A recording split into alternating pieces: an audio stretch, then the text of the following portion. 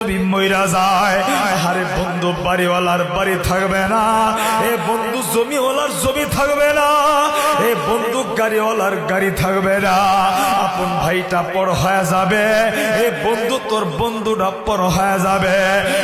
যুবক বন্ধু, এই মুহূর্তে যদি মালাকুল মউত আজরাইল এসে যায়, আরে বন্ধু তোমার লাশটা যদি ৫ তলার উপরে থাকে, কাঁধে কইরা আপন মানুষগুলি ৫ তলা থেকে ধীরে ধীরে তোমার নিচ তলায় নামাবে। বন্ধু তোমার দামি খাটটা তোমার ৫ তলা থেকে ৮ নামাবে না। এই যে তোমাদের মসজিদের মাহফিল, এই মসজিদের খাটকিটা তোমার ঘরের দরজার সামনে হাজির। আরে বন্ধু তোমার বিবিটা আপন থাকবে না, তোমার আপন ভাইটা আপন থাকবে না। কেউ কইব না আমার ভাইটা বিছানায় শোয়া দাও, সবাই কইব খাটকিতে শোয়া দাও।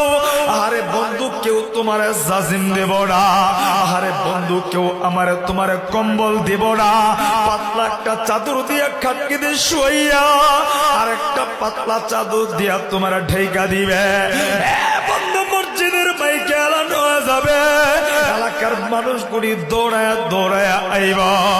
আরে বন্ধু তোমার মুখের কাপড়টা উঠাইয়া একটা নজর তোমার চেহারাটা দেখবা, আর কইব গতকাল কেউ মাহফিলে বয়ান শুনলাম, আরে লোকটা কেমনে বিদায় হয়ে গেল, আর এই লোকটা কেমনে দুনিয়া থেকে চইলা গেল।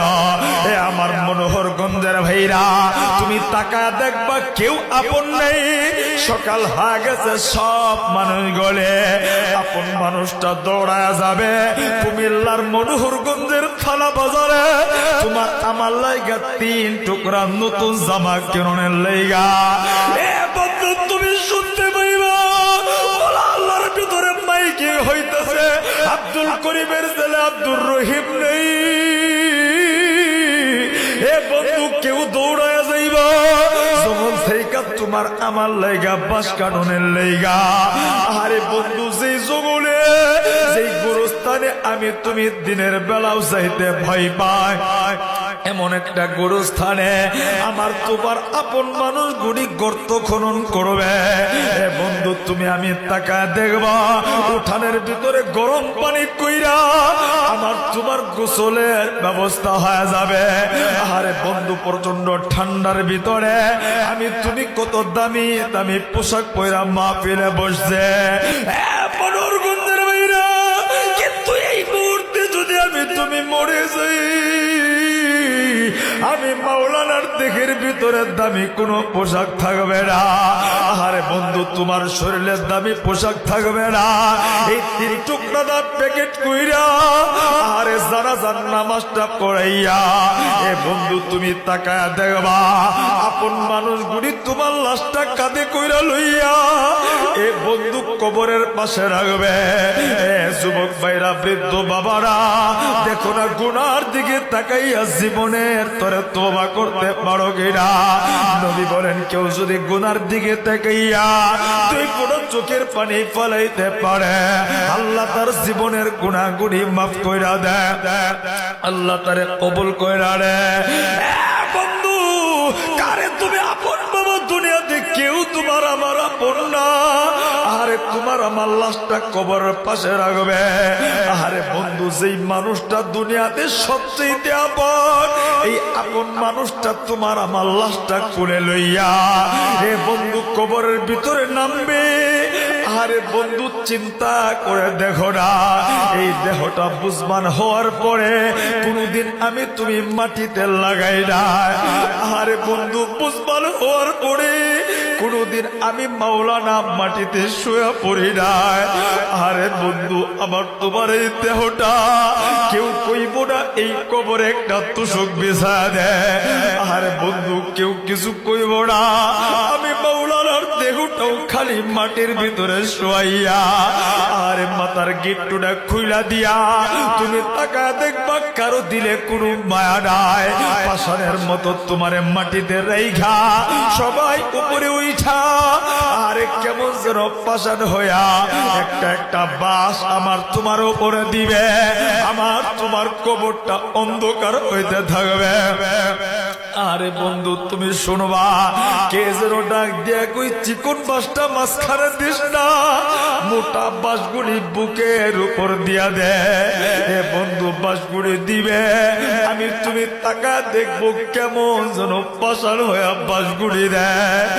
আরে বন্ধু তুমি ভিতর থেকে শুনবা, আরে উপর থেকে ধাপ ধাপ কইরা মাটি গুলা দে। আরে বন্ধু বন্ধুটাও কবরের পাশে থাকবে না, আমার তোমার বাবা ভাই কেউ থাকবে না, সব মানুষগুলি আমার তোমার রাইখা যখন চলে যাবে। কুমিল্লা মনোহরগঞ্জের ভাইরা, আল্লাহ নবী বলে কবরে একজন ফেরেশতা পাঠায় দিবে। আমার আপনার কাছে প্রশ্ন আসবে তিনটা।